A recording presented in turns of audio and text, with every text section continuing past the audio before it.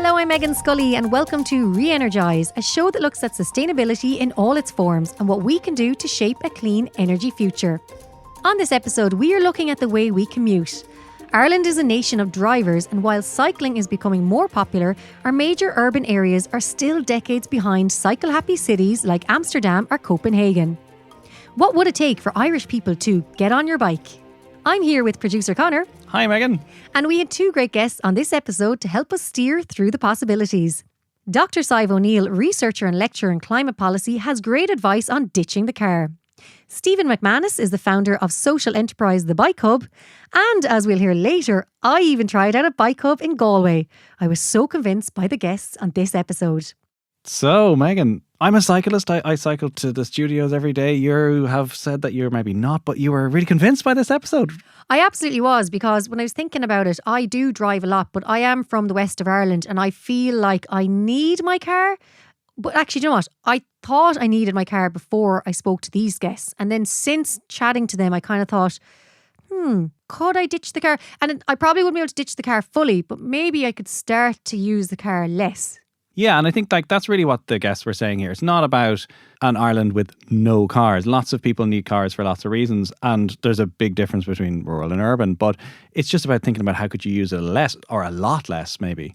Yeah, absolutely. And I think there are obviously alternatives out there now to having and owning a car, that you can actually rent a car when you need it.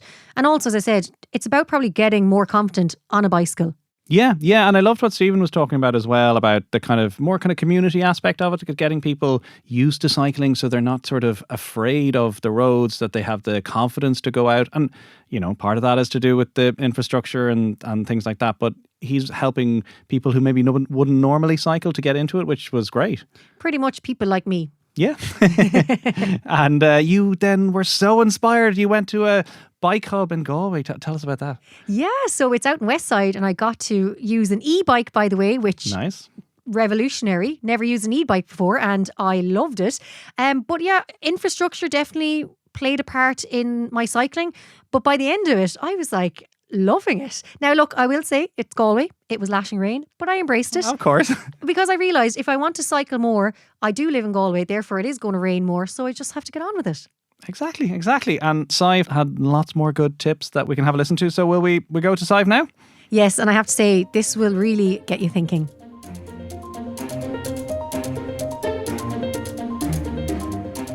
Now, Sive, this is something I've been thinking about lately, and it's something I'm going to set myself the challenge of giving it a go, even if it's only for a week. But that is to ditch the car. You've done it, you're doing it, you're living it. But tell us why you decided to get rid of the car. Well, I moved to Waterford a couple of years ago and I had a car with me, but I bought a little house on a terraced street that really doesn't have much car parking, but also it's one way and it's actually really awkward to turn a car around or reverse it out of the street. And also, just at the end of the street, I have the best section of protected bike lanes in Waterford City, which was one of the things that attracted me to the area in the first place, because I do cycle a lot anyway. So I decided that I was just going to sell my car and get rid of it. It was almost getting to be a nuisance in terms of the parking issue on the street. And so I bit the bullet and I sold it. And I haven't looked back. With the proceeds, I bought myself a very nice folding e-bike for about €2,000. You could probably get a better bike for a little bit more money. But this bike was perfect for my needs because even though it's heavy when it's folded, I can actually fold it and get it on the train even when there aren't any bike places available. So I cycle everywhere in Waterford. If I wanted to go further, I might consider maybe renting a car. We can talk about that. But also there is public transport. I can get the bus to Tramore easily. That runs every 15-20 minutes. And I get the train to Dublin regularly and I bring the bike on the train. So I find the bicycle wonderfully convenient because it's an e-bike. And because it has, decent back carrier and so on. I have panniers, I carry all my shopping, I carry an amazing amount of stuff on the bike with no difficulty at all. And I don't worry about hills either. Well, was it daunting though? Like I actually say, I live in rural Ireland. I've been driving since I was, I think my 17th birthday I started driving because it's just what we did growing up. It was like once you turned 17, you all started driving, you all got a car. So was it scary to just give up the car, or was it something that you actually were thinking about for a few weeks going, okay, will I do this? Can I do this? And should I do this? Or was it just kind of one day you went, do you know what? I'm selling the car. No, I had thought about it for a while. I should say that I've always been a keen cyclist. I love cycling in urban areas. I've always been involved in cycling advocacy groups. And I went through a period when my children were young where I did a lot of driving, and also for various jobs I had as well. But in the main, I see the car as a convenience and not part of my status. It's not something that I see as absolutely necessary to live. Now, unlike you, I have lived in mostly urban areas. I lived in Kilkenny for a long time, but I used the train to get to Dublin. Whenever I'm visiting Dublin, my mother lives in Dublin, I grew up in Dublin, I would get the train by preference. Driving is a nightmare. The M50 is a nightmare. It's expensive. One of the things that we don't realise is that there is a hidden cost to car ownership. And depending on the type of car you own, it could be as much as €10,000 a year between insurance, maintenance, depreciation, car loans, and then the fuel. And of course, the other thing is that once we have a car, we tend to get very lazy. So that means we're not getting much exercise because we default to the car for even short trips.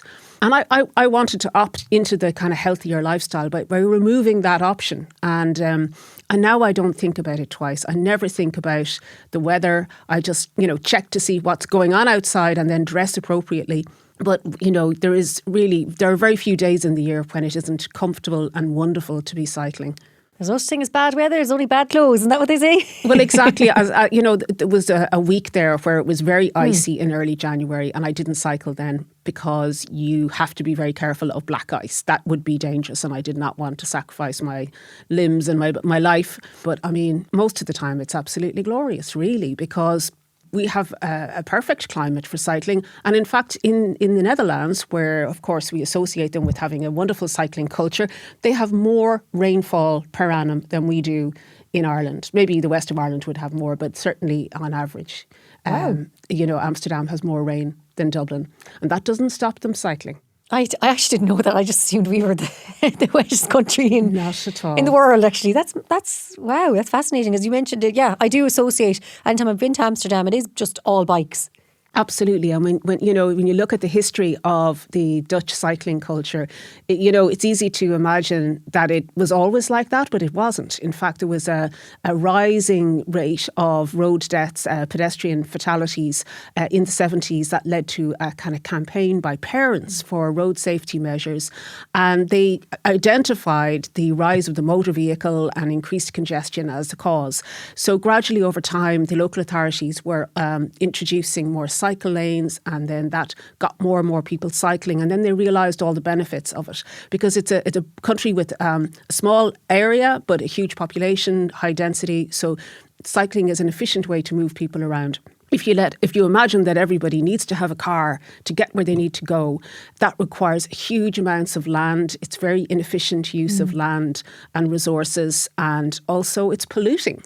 You have air pollution and, of course, climate emissions as well. So, unfortunately, we're still wedded to the older view in Ireland. We have underinvested in public transport, and there's been a neglect of active travel infrastructure. By active travel, I mean good pavements and good connectivity for pedestrians, because we're all pedestrians at some point in our journey, and for cycling. And by that, you're really looking at segregated cycle lanes. Now, they don't have to be highly engineered, but you're separating the cyclists from other road traffic. It's interesting now in Dublin, and I cycled here this morning to the studios from Houston. There's a lot less car traffic on the quays now, but as cyclists, we have more buses to deal with, and we're sharing bus lanes with gigantic buses, and that's pretty scary too.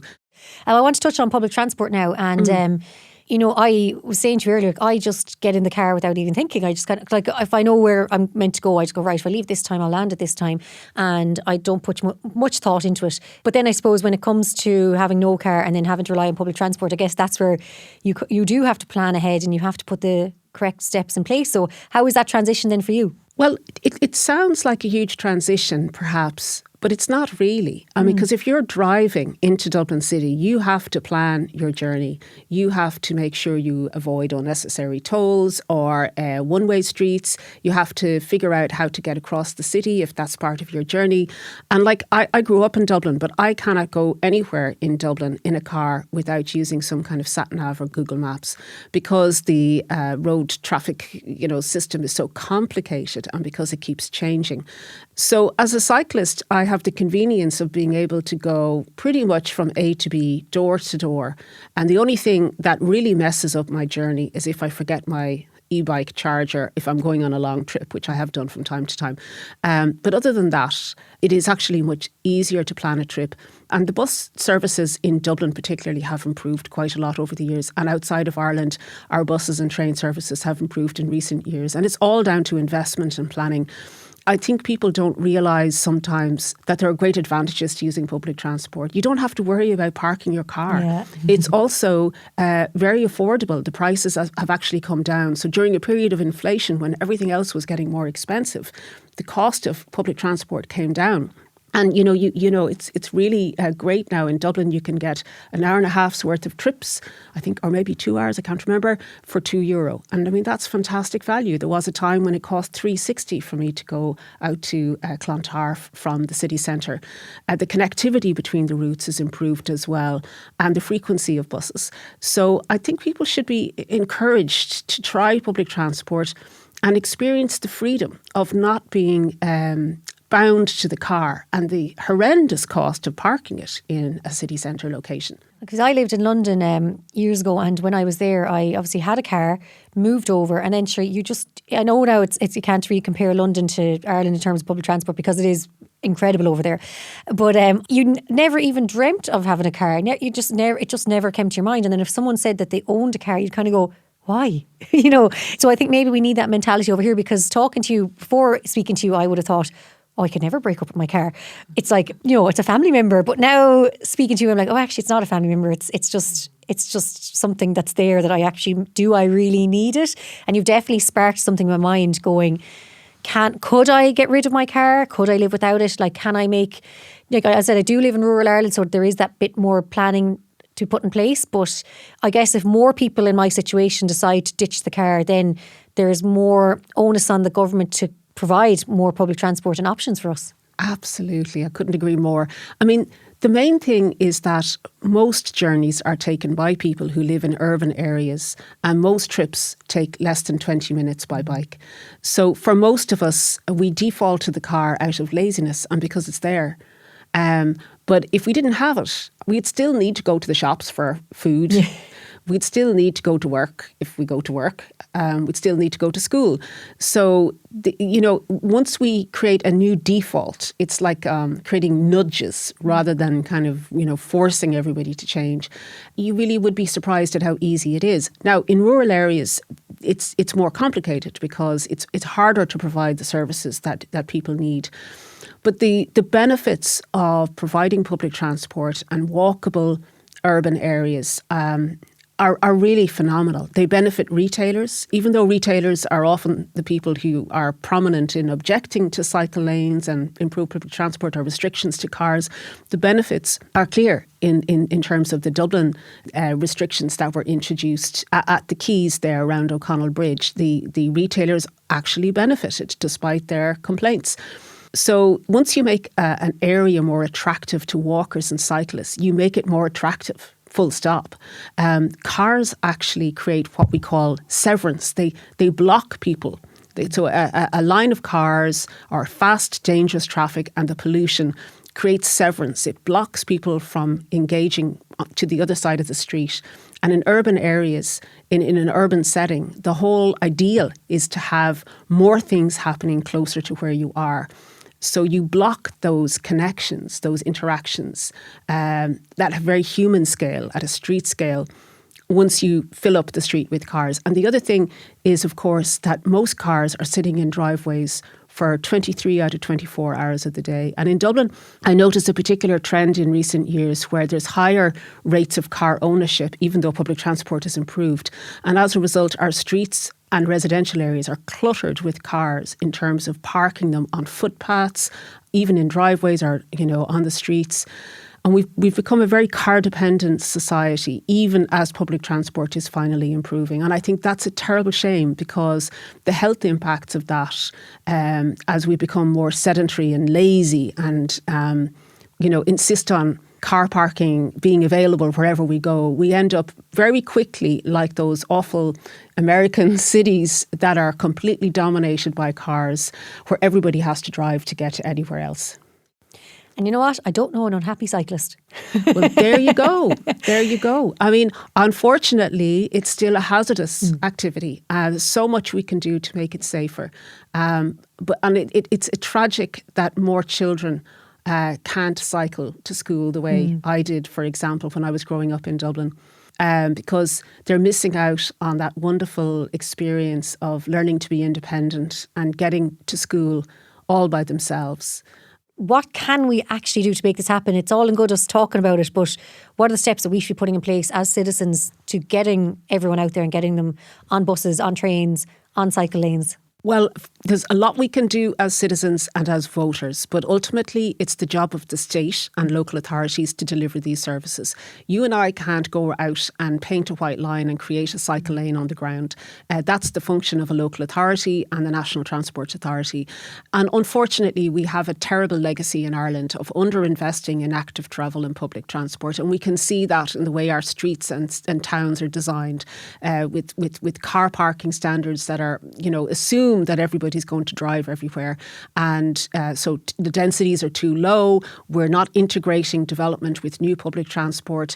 We've very few new rail projects over recent years, and still very few new ones planned. We are only now recently introducing Bus Connect, a radical improvement to the bus transport system, and we have no Metrolink, no single underground Metrolink, and we still have the same DART service that we've had for over 30 years. So you can see that that's all about underinvestment, and that's a political decision made by governments. And unfortunately, the current government has abandoned the 2-to-1 ratio of spending that was promised by the last government in favour of public transport. So they haven't committed to a particular percentage of transport investment going into public transport. And that's really disappointing. Nor have they committed to retain the €1 million per day on active travel that was in the last programme for government. But even when you have those spending commitments, and it's really important to have them, we don't have them, so that's the first thing we should be concerned about. But even when they're there, the challenge has been to get the projects and the pipeline of projects delivered quickly through the National Transport Authority and local authorities. So at local authority level, we need politicians to exercise leadership and make the tough decisions to reallocate road space. Because if you say, yes, we're all in favour of cycling, and then expect cyclists to share the roads with buses, with HGVs and cars, we are not really creating the incentive and the infrastructure that's needed that in a way that's safe. So as long as we continue with business as usual, we won't change those dynamics. We won't get that modal shift. We do see an increased number of people using public transport, which is fantastic, but we don't see a dramatic increase in the number of people cycling, except where the infrastructure is there. So if you look at, say, for example, the Strand Road cycleway that goes from the city centre all the way out to Sutton and Howth, that has led to a huge uptick in cycling, because it's safe. You're segregated from traffic, and you can make your journey, in my case, from Clontarf to the city centre in 15 minutes without being afraid that you're going to be encountering a bus or a car. Unfortunately, people tend to be quite short-termist in terms of thinking of these developments as an inconvenience without looking at the longer term, the impact on health and on young people's freedom or mobility if we don't provide them. Well, so I have to say it's been an absolute pleasure chatting to you, and you've definitely opened up my eyes.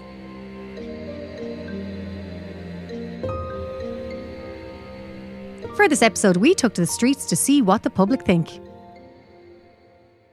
Now, Liam, obviously you've got a bike here. Do you have a car as well? No, Have you ever had a car? no. So you obviously find it easy to get around Dublin with your bike. I certainly do, yes. What about if you have to travel outside the country? If you've got to countryside, you find you have to... Oh, I get public transport everywhere. And you find that, I find it reasonable? really good, yeah. And if every Since I was a kid, I'm 60 now, when I was a kid, public transport not so good. If people were to retry it, they'd find how good it is, both here in Dublin and elsewhere. And did you ever learn to drive? Yes. And how did you find, do you ever think I'd like to have a car again, or you're very happy with the No, bike? I'm very happy with the bike. I birdwatch. I wow. nature watch. So therefore you get into the damage to the environment very early. If I was to ask you to ditch your car, do you think you'd be able to? No. Why?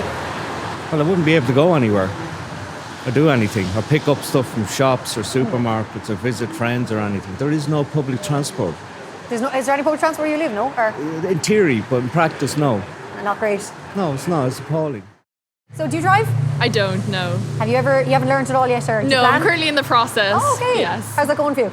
It's going okay. Slow and steady. You obviously use public transport, so? I do, yes. And how do you find it for you? I think it's quite unreliable, which is never easy, but it gets me into college.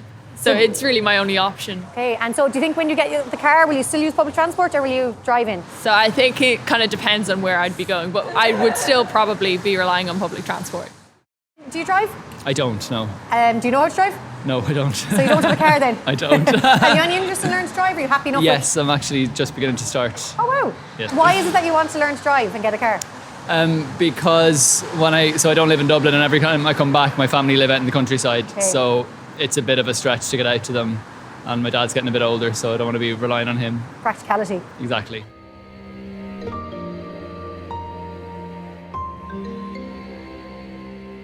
Now that we've ditched the car, let's see, can Stephen help us navigate?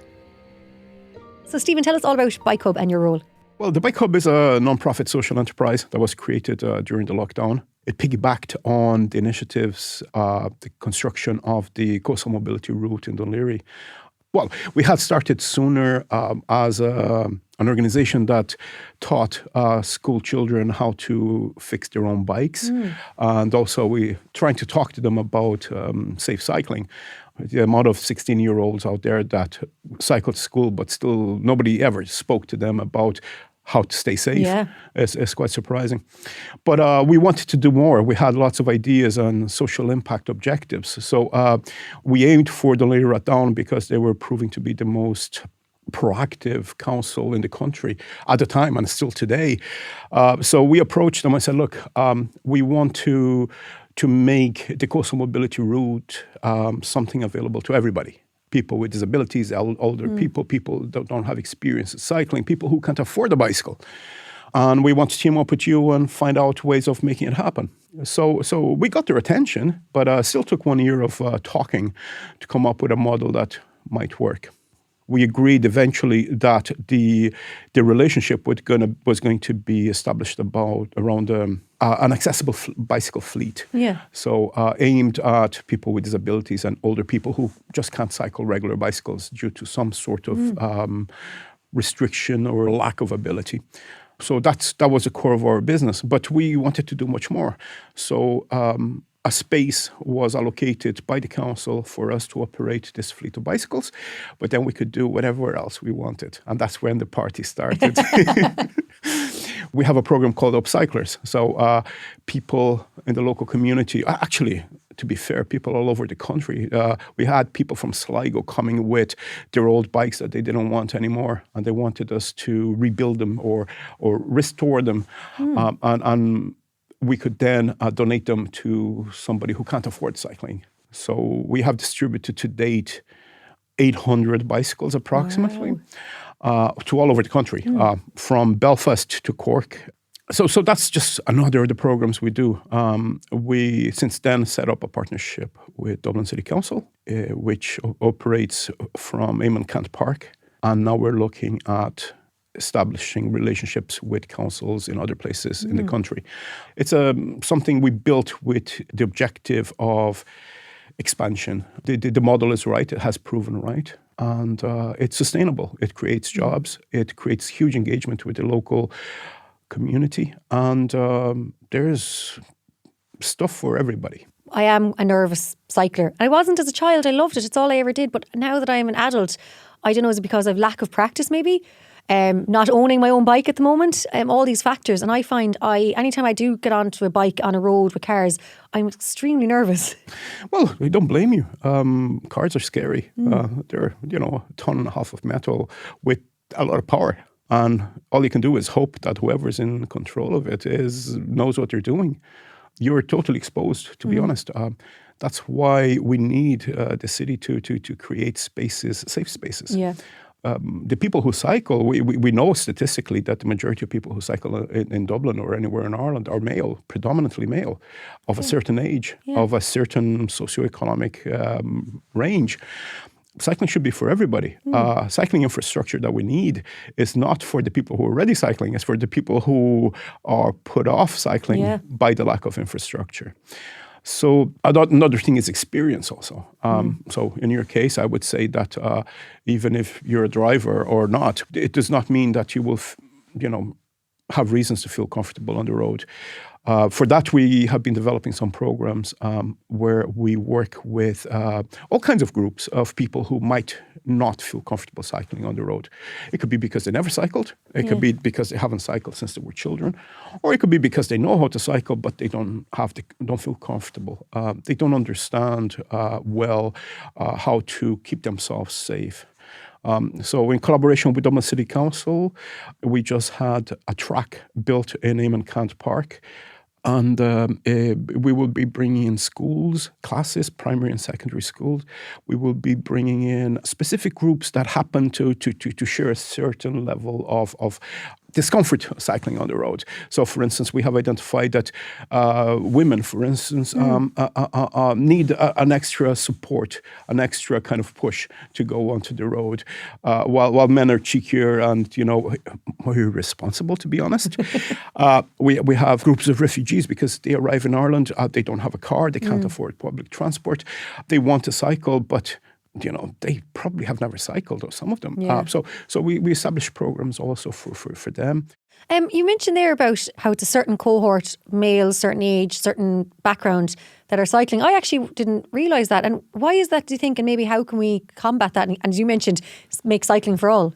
Well, there was a study in 2019 commissioned by the Department of Transport or the NTA, I'm not sure, a very good report. And they tried to identify what were the barriers to adoption of cycling. Infrastructure came up all the time, but also things like, for instance, socioeconomic groups. The groups that you would assume were the groups more likely to cycle, and I'm talking about cycling as a mode of transportation, right? Not as a sport. Mm-hmm. But the groups least likely to cycle were the groups that are less likely to be able to afford a car. Okay. They frequently, what they call the socioeconomic groups D and E, would say that cycling was not for them more frequently than any other group. So there's a problem of perception here. It's something about education, about creating awareness, about demystifying the action of cycling. There were obviously the gender split. There was also age groups. One of the shocking findings was that more schoolgirls in Ireland, secondary, drive themselves to school than cycle. Okay. Wow. That's a shocking statistic. So we need to do something about that. And that's what the Bike Hub is trying to do to a very large extent. You mentioned as well earlier to me that you stopped driving in Dublin 15 years ago? Yes. I had a car and I stopped using it. I stopped using it completely because number of things. First, I find that Dublin is not a nice city to drive in. It's not fun. It's stressing. It's stressful. It's time. There's a huge amount of time wasting, and just any incident can block the road for half an hour. And you can make so much better use of your time if you're on public transport. You can read. You can listen to things. If you're on a bicycle, you're exercising. But in a car, it's absolutely wasted time and very expensive. Also, owning a car in Dublin costs between 10 and 14,000 euros a year between all the expenses that you take on. So it just didn't make sense for me. I also did not like what the car was doing to me in terms of. I was getting angry. I found myself becoming aggressive and annoyed, and that was having an impact on all other aspects of my life. And I decided that I was going to take a break from cars for a while, and I took cycling. At the time, it was also great that the government had introduced the ability to carry bicycles on trains and DART. Yeah. So I said, okay, I'm going to experiment a little bit, and I found solutions that worked for me. I never went back. I have a membership of a number of shared cars. When I need a car, I take a car for an hour or two, give it back, cost me 20 euros for 2 hours. Hey, much better than 20,000 a year or 15,000, whatever you're spending on having your own car. Did it take you long to ditch the car? Like, was there kind of obviously there's a lot of planning that has to go into place when you have a bike or if you're using public transport. So did you find that transition difficult? To be honest, no. Well, I was privileged because I was, at the time, I had, there were two phases really. One phase where I was running my own business, so I had certain flexibility. The other phase, I was working for a multinational. I was half the time out of the country. And when I was in the country, I could work from home a lot. So my main needs of transportation were sometimes to the office, which I had good public transport available also. Taking the kids to school, for instance, I always chose to cycle them. Frequently, I was told by their teachers that they were more alert and in better form than anybody else in their class. At the time, out of 500 kids in the school, sometimes they were the only kids of the whole school cycling in. And we did it. They kept on with it. And they were quite proud of it, which was very nice. They felt in control. They felt empowered. You could see it in them. Some schools actually, there were some studies recently where the teachers or the school asked the students to draw their commute to school. And the kids that cycled, that were driven to school, frequently their drawings had cars and buildings and traffic jams and traffic lights. Yeah. And the kids that cycled to school, it had birds and trees and flowers. So that's the kind of impact it's having on your kid to be driving them to school. When you look at it that way and think of it that way, it's like, oh, it's so much more to it. What's kind of next for Bike Hub in terms of like your future? What's the plans? Our mission is to make cycling accessible, make it easier. We're in talks with a number of councils with different projects. We're going a little bit into the consulting side of things, helping councils assess potential. Because there is a lot of what they like to call the low-hanging fruit that you could address to increase the uptake of not only active travel, which is cycling and walking, but also sustainable travel, public transportation mainly. So that's one thing that we've been looking into. Then we're expanding. We have been in receipt of a few grants from government. One of them from the Department of Communities and Children, looking into integration projects for refugees, where essentially we want to make them, help them adopt cycling. Sometimes they're placed in direct provision centres that are in the middle of nowhere. There's no public transport. So we want them to consider cycling as an option. We've been doing it now for 3 years. They come in groups or we go to them. And they help us fix bikes that were donated. So they learn the skill, and at the end, they keep the bike they worked on.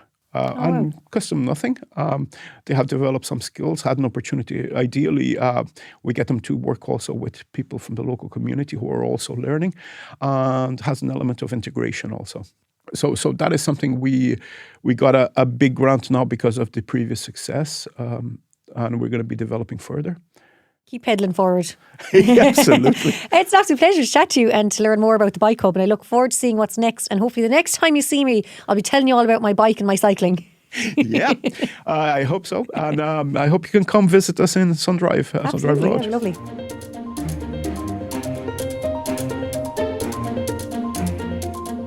So I've just arrived here to Westside, which is in Galway City.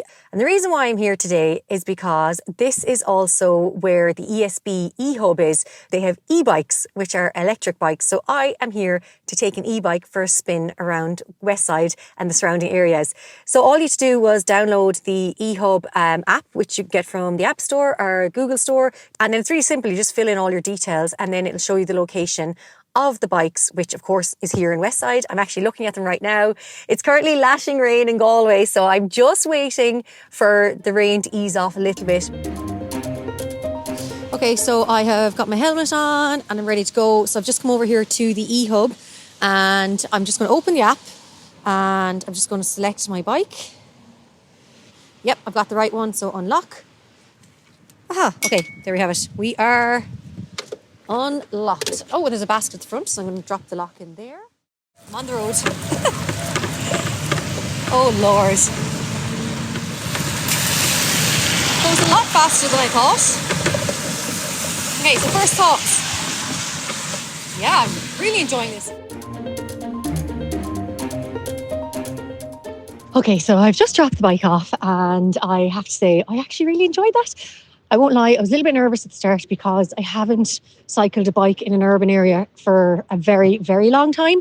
And even though I cycled a lot as a child, that was always kind of out in the countryside, down country roads and stuff. So I just found a little bit daunting initially, but the actual process of getting the bike out was easy peasy.